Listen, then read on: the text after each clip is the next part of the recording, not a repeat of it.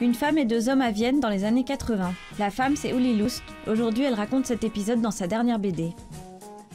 C'était une relation ouverte, chacun savait dans quoi il était embarqué.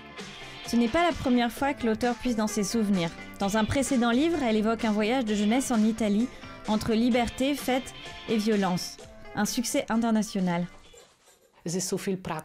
C'est tellement pratique, tu as toutes les informations avec toi et dans ta tête.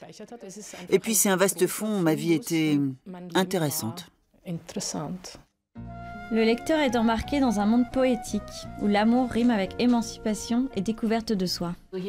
Là, on est dans le salon chez Georg. Bien sûr, ce n'est pas une vraie jungle, mais on se sentait émotionnellement comme dans une somptueuse forêt tropicale.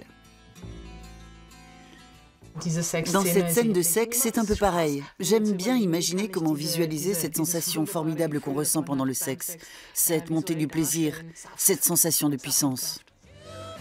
Un récit amoureux, une intimité, qui permet aussi d'aborder des questions difficiles, comme le racisme ordinaire. Je trouvais intéressant de montrer comment Kim devait se sentir en Autriche dans les années 80.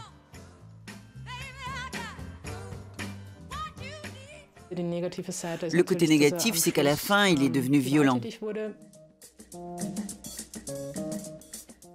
C'est arrivé de façon très surprenante, après 2 ans de relations heureuses. Bien sûr, je ne l'ai pas accepté une seconde. Ces 2 hommes que j'ai aimés ont des attitudes très différentes vis-à-vis des femmes. Georg, le vieux 68ard, ne fait pas de différence entre les sexes. Le Nigérien Kim, malgré sa jeunesse, véhicule une image traditionnelle de la place de la femme. Ballotté entre ces images de femmes contradictoires, le personnage dessiné par Uli Lust trouve finalement son chemin pour exister, s'émanciper et aimer ailleurs.